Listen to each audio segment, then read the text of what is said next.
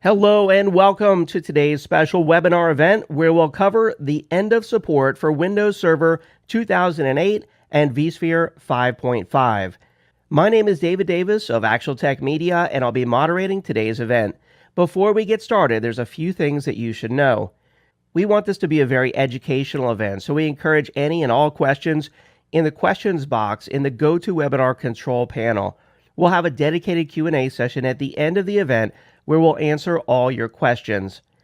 After that Q&A session, we'll be awarding 3 $100 Amazon gift cards to 3 lucky attendees on today's live event.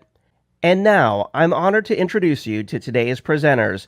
They are Kyle Todd, Microsoft Category Leader at Hewlett-Packard Enterprise, Brent Sullivan, Director of HPE Strategic Alliance at VMware, Greg Chikowski, Channel Executive at Microsoft, and Robert Looney, Data Center Group at Intel.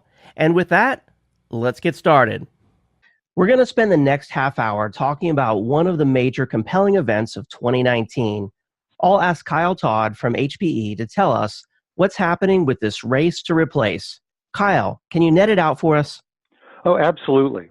So millions of customers are facing a perfect storm involving two of the most popular solutions in the market today, Windows Server and vSphere. 20 million servers worldwide and over 4 million in North America alone are going to be impacted by this end of support for Windows Server 2008. The official date for the end of support is January 14th, 2020. And VMware customers are in a similar situation. General support ended for vSphere 5.5 back in September 2018, and customers running vSphere 6.0 lose support on March 12, 2020. Now, while there is an offer of extended support, it's very limited, and the price is fairly high. So some customers might be tempted to ignore the loss of support and hope for the best, but there are several risks that make this a really dangerous strategy. These aging software platforms are highly vulnerable to cyber attack once support ends, and most application vendors will drop support once Microsoft ends support for Windows Server 2008. So you're effectively running unsupported applications on an unsupported operating environment, and you throw in an unsupported version of vSphere, and that's a recipe for disaster. So doing nothing is clearly not an option, but some organizations may be tempted to wait until the end of support deadline before they upgrade. But there's some really compelling reasons to upgrade as soon as possible. Number one, security. The figures on cybercrime are scary, and they keep getting worse, not better. A hacker can get into a data center and take control within 48 hours, and it's typically almost 200 days before they're detected. And the damage they can do can cost millions and put an enterprise's entire business at risk. Now, Greg, I have a question for you at Microsoft. We've heard the claim that when customers upgrade to the current version of Windows Server, they get protection that wasn't available in 2008. Can you walk us through some examples? Boy, I could spend the rest of the webinar on this topic alone, but I'll pick just 3 of the features you get in a modern version of Windows Server. Microsoft has developed something called Credential Guard, which provides great protection against a hacker stealing passwords to break into a data center. With Device Guard, you establish a list of the software that's allowed to run on a server. Clearly, malware would never be included on the list of approved software, so that provides protection against someone loading code that could cause damage or result in data being stolen. And if someone does manage to get in, you can detect them a lot quicker. Enhanced auditing tracks any behavior that looks unusual, the way a credit card company might see a charge that doesn't exactly fit the cardholder's profile, and asks for validation to make sure that it's legitimate. And if there is a breach, enhanced auditing is able to provide insights to help determine how someone broke in so that you can close down those entry points for future protection. None of this was possible with Windows Server 2008, which makes those systems more vulnerable. Now, Brent, let me ask you the same question for VMware. When customers upgrade to the current version of vSphere, what sort of protection will they get that wasn't available in vSphere 5.5? Can you walk us through some examples? Sure. vSphere 6.7 is the latest release of vSphere. Over the past few releases, VMware has been investing in adding security and making security easy to implement and manage. Security starts with ESXi host. In 6.5, we added secure boot support for the ESXi host to ensure that only digitally signed code is loaded in the hypervisor. Unsigned code cannot be forcibly installed. We also added encryption for virtual machine and vMotion in 6.5. In 6.7, we added support for TPM, that's Trusted Platform Module 2.0. This provides validation that the host has booted correctly and only with signed code. Additionally, we've added support for Microsoft virtualization-based security for Windows 10, 2016, 2019 virtual machines. And based on our work on VM encryption, we now support virtualized TPM devices for VMs. VMware vSphere Platinum was introduced last year. This single SKU combines vSphere 6.7 Update 1 and VMware App Defense. App Defense leverages the unique position of the hypervisor to provide insight into what's running in the virtual machine. This also gives you the ability to ensure that only approved binaries will be run. It also blocks the attempt of malware and other unapproved binaries from running. As I mentioned, in 6.5, we introduced VM, vSAN, and VM encryption. Those libraries are now FIPS 140-2 validated, and that means they meet the US government security standards for cryptography.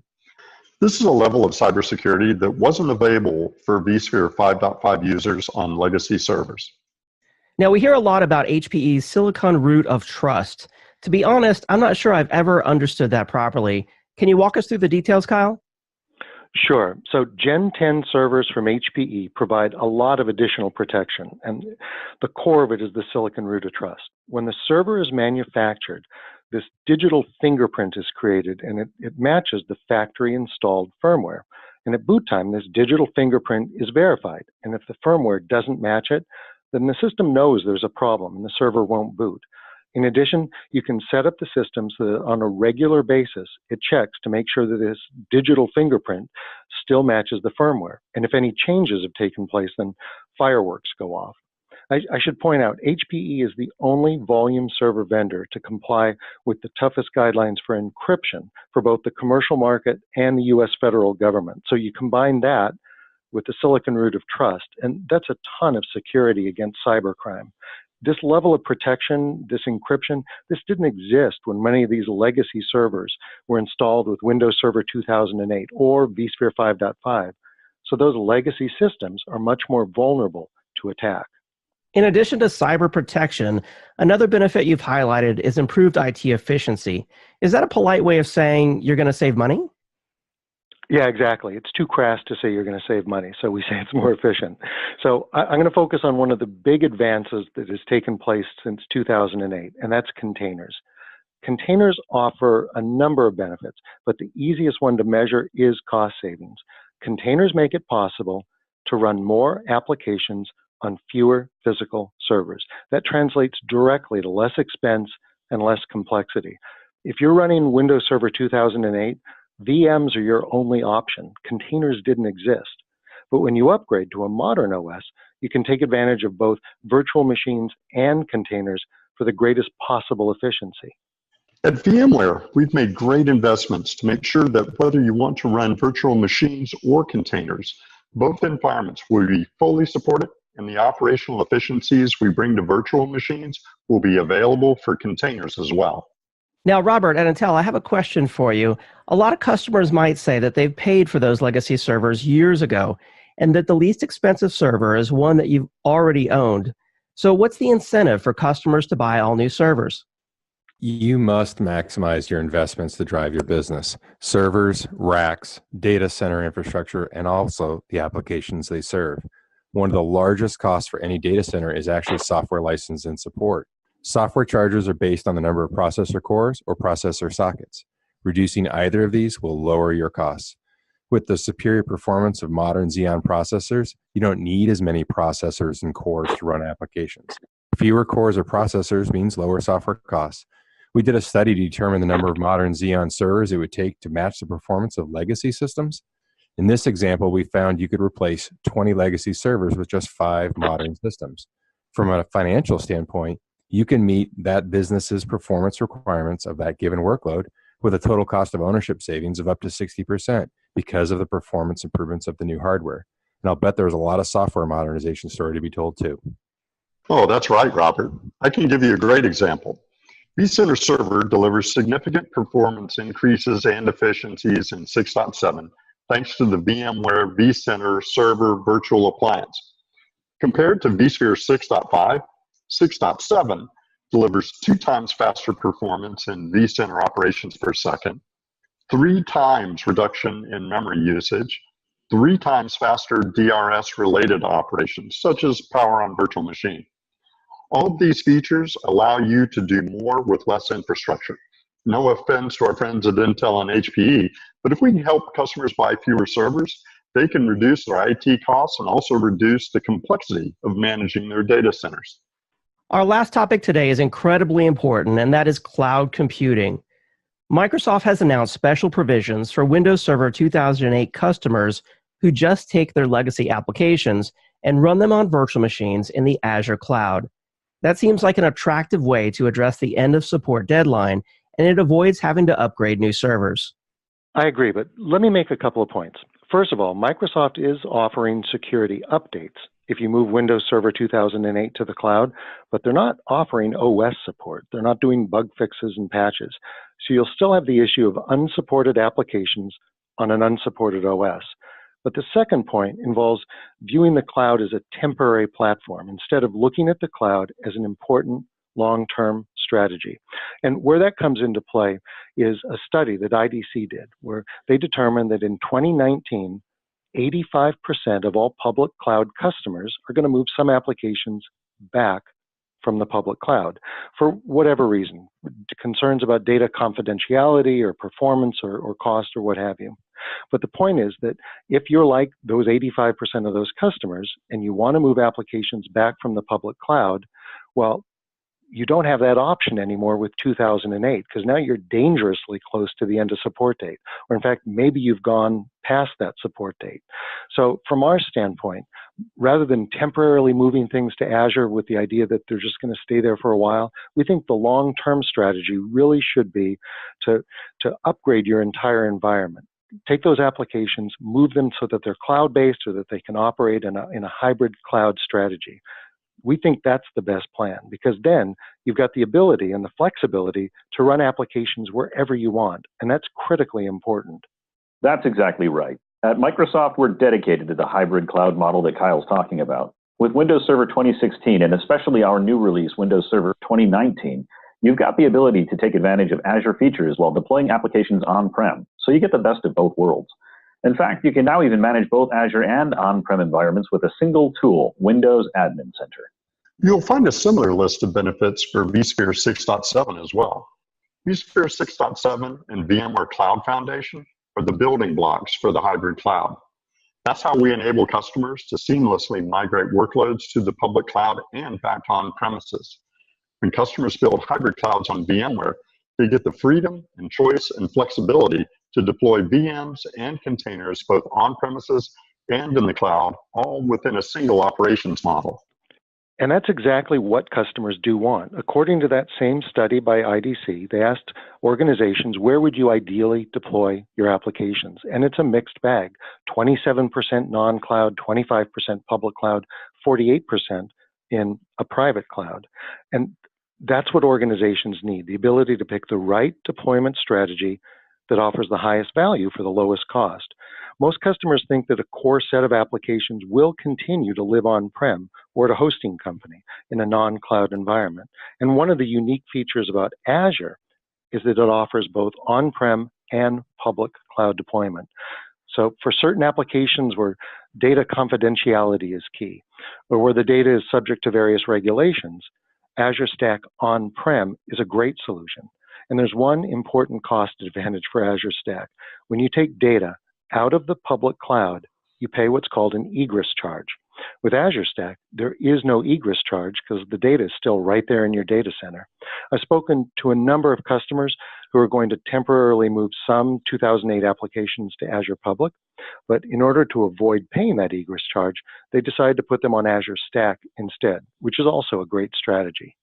That summarizes the most compelling reasons to accelerate the upgrade to Windows Server 2016 or 2019. We'll close with a few words about the Microsoft offering through HPE. I can take this one. It's probably not a surprise to anybody that the majority of HPE servers run Windows Server software. And there are some significant advantages to getting Windows Server from HPE. In many cases, Windows Server from HPE is actually the most cost-effective way to acquire Windows Server software. One of the nicest features is a free 90-day warranty that includes installation support. So while you're bringing up your new environment, if you do need guidance, HPE is there to help for no charge. And for customers who aren't ready to migrate to Windows Server 2019 yet, the HPE offering includes the right to downgrade to Windows Server 2016. So you effectively get two operating systems for the price of one. And on top of all of that, HPE is always running excellent promotions and incentives attached to this license, making it an even easier option. For customers interested in learning more about HPE servers with the latest Intel processors, you'll find some great content on the Coffee Coaching website at the URL that you see on the screen.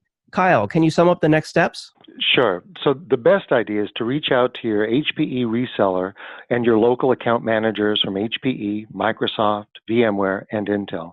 They'll be able to provide a lot more detail about the end of support issues and especially the details of modernizing your environment. Now, there is a best practice that I've seen from a number of customers, both large and small. What they first do is take an inventory of their 2008 applications and find that applications typically fall into two categories: off-the-shelf apps and homegrown applications. For the most part, third-party applications are readily available on a modern version of Windows Server. So that's actually a pretty light lift, and the migration is fairly straightforward. For homegrown applications, customers have the option of porting their legacy code to a new version of Windows, or maybe saving time by getting a third-party application that provides the same functionality. And if you do replace those older applications, you also determine whether you want to run those applications on-prem or in a hybrid environment, or move straight to a cloud-based application or even software as a service. So HPE has consulting groups from Pointnext to help with that evaluation, and most of HPE's partners have similar consulting and migration services as well. That's why they're so valuable to contact at the onset of this whole project. We understand it's not trivial to update a 10-year-old legacy environment, but the benefits of modernizing on Gen 10 servers with the latest Intel technology and the current version of Windows servers and VMware are huge. I see we still have a few minutes left on the clock, so if you have questions for any of our panelists, feel free to write them up there in the GoToWebinar questions box, and we'll get started with our question and answer session right now. Let's see, first question we have coming in here from the audience.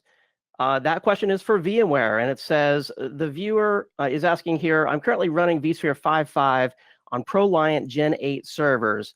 Since vSphere 6.5 does run on Gen 8, why not just upgrade to 6.5 on the Gen 8 servers? Why do I need to upgrade the hardware? Brent, you want to take that one? So, hey, I can try and take that. Can you guys hear me? I can, yeah, go ahead, Kyle. Okay, super. So I've spent a whole lot of time listening to VMware presentations, so I think I can get this one off the cuff. The first thing is 6.5, vSphere 6.5, it does run on Gen 8. 6.7 does not run on Gen 8. And anytime you sit through an overview about what's new with vSphere, the strides that they have made going from 6.5 to 6.7 are huge.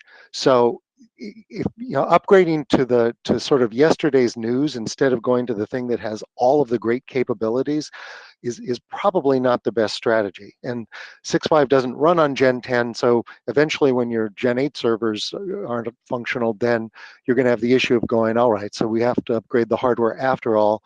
Maybe we should have just done this from the beginning. So if a customer is going to go through the amount of energy it takes to upgrade anything, a virtualization platform or an operating system, it makes sense to maximize the return, and settling for 6.5 instead of going to 6.7 is probably not the ideal strategy. So if Brent could be heard, I'm guessing that that's something akin to what he would have said. Excellent, excellent. Thanks, Kyle. Let's see, second question here. It looks a lot like the first one. This one's from Microsoft. Greg, we've got someone who's running Windows Server 2008 on Gen 8 servers, and they're concerned that Windows Server 2016 is certified for Gen 8. So why not just migrate to 2016 on Gen 8? What's your take, Greg? Good question, and the answer is somewhat similar to the question that Kyle just took. So right now we're on Windows Server 2019, and we're going to be on it for a while. The release before that was Windows Server 2016, and yeah, that does run on Gen 8 servers. But the Gen 8 server, it's 2 generations back now. It's starting to get a little long in the tooth. And last thing you want to do, in my opinion, is upgrade Windows Server 2016 on legacy hardware and then find out that the underlying hardware is starting to be phased out. So my personal opinion, and I think that a lot of folks on this webinar would agree, is that you would want to modernize on Gen 10 server hardware first and then load Windows Server 2019 on it. As Kyle mentioned earlier, those Gen 8 servers don't have a whole lot of protection against cybercrime compared to what's in Gen 10. So I wouldn't sit on those Gen 8s longer than you need to. I would upgrade and get the most out of the new hardware. Yeah, Greg, it's not our fault they don't have protection. Cybercrime wasn't a big deal back then. Great point. Great point. Let's see. And next question here, and that is back to you, Kyle. How much longer will HPE support Gen 8 servers? So you might get a different answer for various servers, but the rule of thumb is that we will support a platform for 5 years after that product is officially retired. So you could have Gen 8, a bunch of different Gen 8 models, but they might have different retirement dates because not everything got retired on exactly the same date, for example. But say you got a Gen 8 server that was officially retired in 2015. Well, look at 5 years, so it's going to reach the end of support in 2020. So, you know, I think the whole point about upgrading software on old hardware is that if you go through the trouble of upgrading from Windows Server 2008 to a modern version of Windows Server on Gen 8, and then you get an email from HP going, hey, in 4 months, we're not going to support your server anymore, you're not going to be happy. So since older servers are nearing their end of life also, the best strategy is just to do everything all at once. And then you can go for years without having to deal with this again. Okay, excellent, excellent. Let's see another question, and this one's for Microsoft. Greg, if a customer wants to keep running Windows Server after January 14th, 2020, what is the cost of the extended support? So those security updates that we're offering I look at them as a life raft option, really, more than any sort of long-term solution. And even so, it is costly to obtain that extended security support. So first, the software needs to be in a Microsoft program called Software Assurance, which is a 2-year contract and is around 50% of the original license cost for those 2 years. Then once you've got software assurance, you'll need the extended security support feature, which is about 75% of the base license every year. So you're really paying over that license 2 more times and still only getting an old OS with very limited updates and really only limited to the security band. So it's an option for those who really just can't upgrade to 2016 or 2019 in time, but it's really not ideal. And we would advocate moving towards a new server hardware that will better support 2019.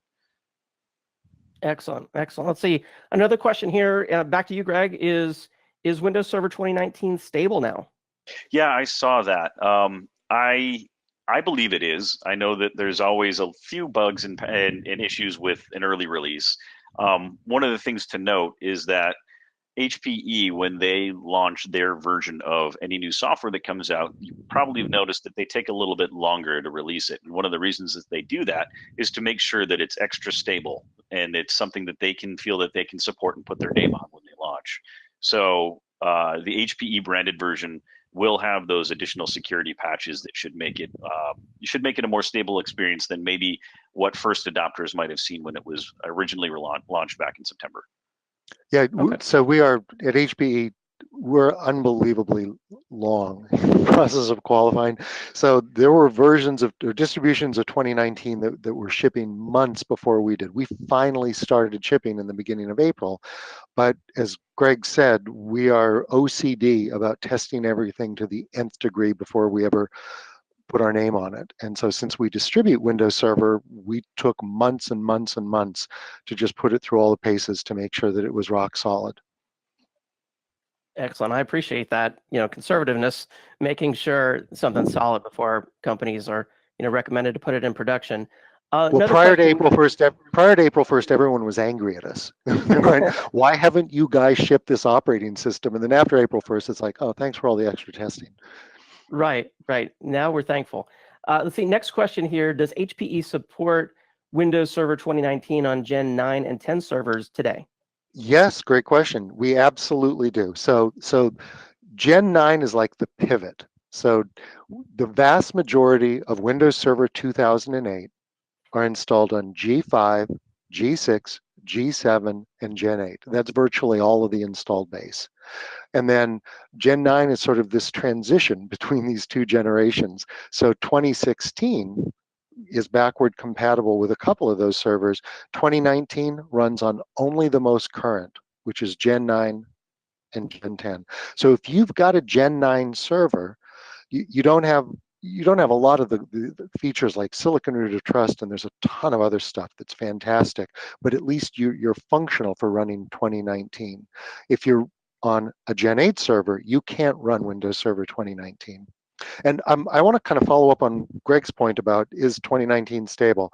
So if what we run into all the time as a customer says, I'm doing an upgrade, I want to run 2019. However, there's 2 applications that I depend on and they haven't been ported yet, or something like that.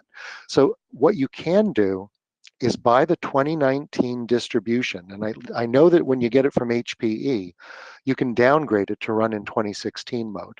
So you effectively get 2 operating systems for the price of one. So get 2019, put it on your Gen 10 server, and until you're positive that all of your applications are running effectively and tuned and all that, downgrade it to 2016. And then it's just real easy to move it from 2016 back to 2019. And then you're set for years going forward. Yeah, that's a great tip. Let's see. A follow-up question, actually, to the talk about Gen 8 and Gen 10. Chris is asking, do you have any resources or tools to help us with the migration from Gen 8 to Gen 10?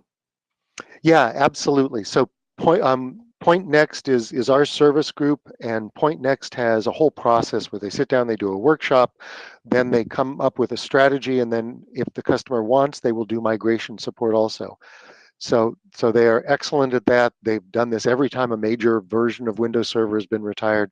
So this is like falling out of bed for them. They've done it for years and years and years. But I should also point out, not to take business away from Point Next, we have a large number of HPE resellers, and a huge majority of their business is all focused on Microsoft solutions, and they can do it beautifully as well. So absolutely, if you buy directly from HPE and you've already got Point Next engaged in a lot of places, great expertise, great professionalism, love to help there. But if most of your interaction is with with an HPE reseller, the majority of the ones that I deal with have great practices around this, whether it's migration to Azure or Azure Stack, migration from 2008 to 2016 or 2019. And of course, the infrastructure is even easier than that. So your resellers, but also Point Next can provide help there. Excellent. Let's see. Greg asked, he said in the presentation we mentioned there were 3 reasons that we should not wait to upgrade, and security was one of them. But can you reiterate the other 2? Oh, Greg asked. Yeah. So the big 3 are cybersecurity, which is huge. The second one is efficiency, and sort of the joke is that's vendor speak for cost savings. So, and the efficiency comes in a couple of different ways. The 2 biggest ways are that modern servers can run so many additional applications because of containers that instead of server sprawl of dozens and dozens of different servers, you can get by with a fraction of servers. So what we see all the time, and Intel had a great slide, if you had 20 servers back in 2012, you could get by with 5 servers, I think the figure was today. So great efficiency through how powerful these new processors are and the use of containers. And then the second way that you save money is because your software costs are down. So if you look at the cost, so we're talking list price, so this is all publicly available information, Oracle Enterprise Database Software. The list price per core is in the mid-20s. It's like $24,000. So you can look it up but it's roughly around 24K. It's really expensive. So imagine a 10-core processor where the list price is $24,000 per core. It's $250,000 for one processor just to run the software. So the advantage of, or the efficiency that you get when you upgrade is, instead of saying, well, I'm going to need 50 Oracle licenses, you say, well, these processors are so fast, I'm only going to need 10 Oracle licenses. So frequently the cost savings will fund a huge percentage of the upgrade. So efficiency is the second big one. And then the third one is cloud readiness. And one of the things that's really good about Windows Server 2019 is it's got incredible back-end support for Azure. So even a customer who says, long term, I am going to go to Azure, but for now, I'm going to run my applications on-prem because they're mission critical.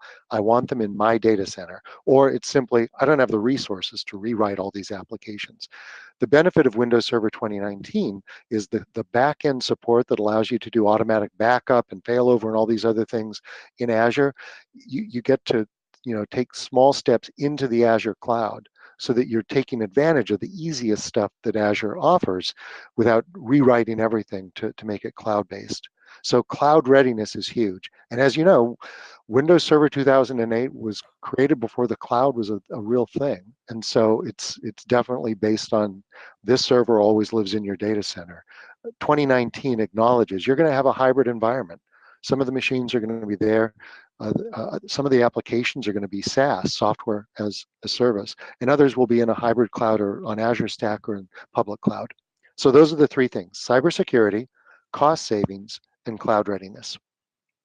Awesome. Let's see, another question here. You mentioned containers. Roberto's asking, does Windows Server 2016 or Server 2019 include containers natively, or is it an add-on to be able to run containers? That's a great question. Yep. So again, great question. And the answer is in 2016 and 2019, both, there is containers available in standard and in data center versions of Windows Server.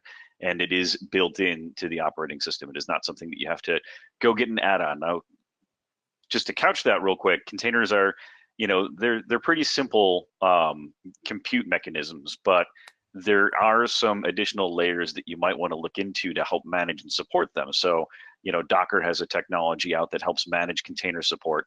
And that's something that you might want to look into. But natively within Windows Server in 2016 and 2019, containers are available. And let me jump in, David, because a customer or Lou asked, can you explain silicon root of trust again? So you were not alone when you said, I've never quite understood this, Kyle. Take another stab at it. So I'm gonna give it another shot. So here's what HPE does, and we're the only vendor that has this offering. Every time we manufacture a server, we create the equivalent of a digital fingerprint of the firmware that's in that server. And so it's sort of like a James Bond movie where you put your eye into the little optical reader, and if it matches, the door opens, and if it doesn't match, the door stays closed.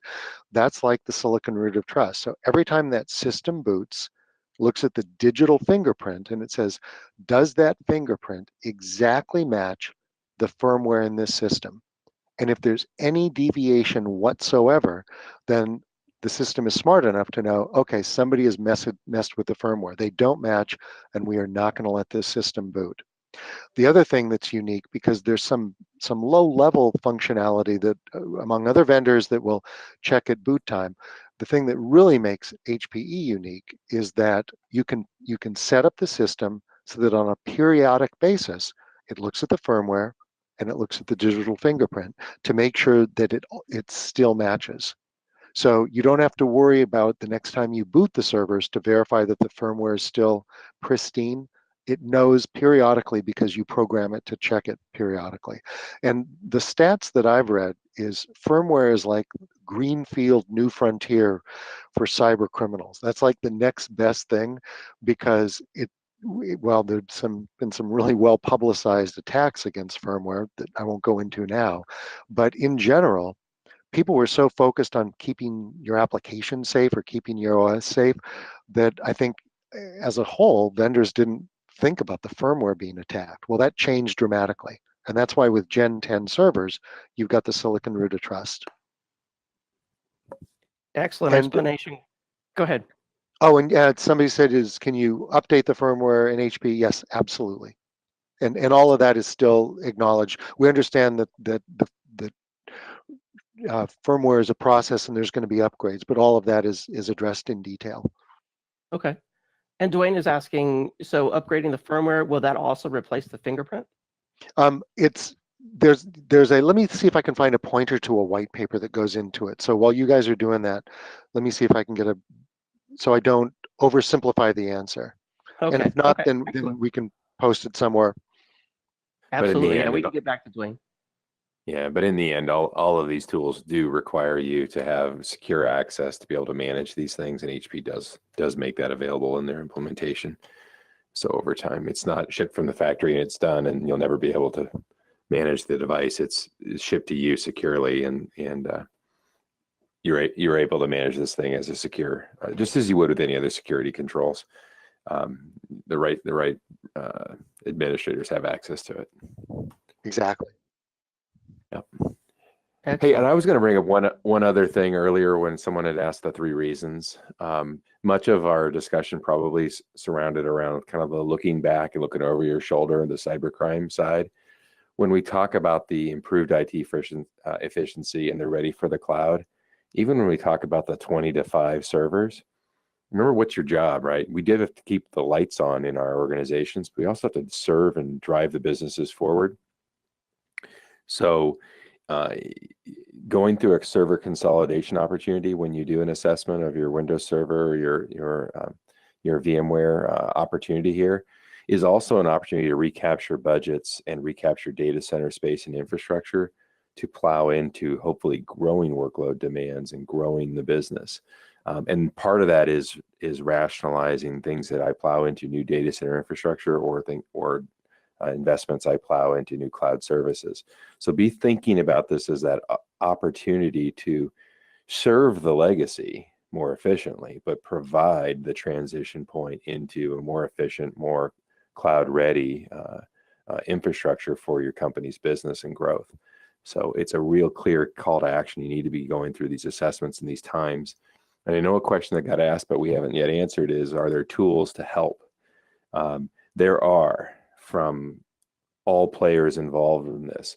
The software from Microsoft and VMware, the hardware from HP and Intel, the tools from your resellers or SIs you might be working with. The industry is very much galvanized around helping you understand the opportunity as well as the call to action that these 2 key software end of supports are going to cause. There definitely are tools to engage your partners from the software and the hardware ecosystems to help you make the decision on what's the best bet moving forward. Kyle, I'm not sure if you can speak to some specific HPE call to action on that. Well, the best course is simply to reach out to your HPE account manager because this is a huge focus for us, and there's a myriad of tools, as you said, that we can bring in to accelerate the process. Excellent. Well, it looks like that's all the time we have for questions. I think we've covered all the questions. Kyle, any closing thoughts? No, it's just as it's a perfect tee up is reach out to your local field representatives from Intel and VMware and Microsoft and HPE. All of us are very, very centered on this opportunity in 2019 because the numbers are huge. 4.3 million servers are going to be dealing with this issue this year alone. So definitely reach out to the field and we will help. And I'm going to post in one more URL, so the timing is good, on Silicon Root of Trust, because that's such an important thing. So take a look at that URL before you log off. And David, I think we're going to post this for replay, right, in case folks had technical difficulties? That's right. Yeah, this will be available at the same landing page at events.actualtechmedia.com, where you have registered for this event. It will be available for replay as well. That's great. So I think the only thing left is I believe you're going to give away some awards. How do you do that? That's right. We have 3 $100 Amazon gift cards going out to 3 lucky attendees on the live event.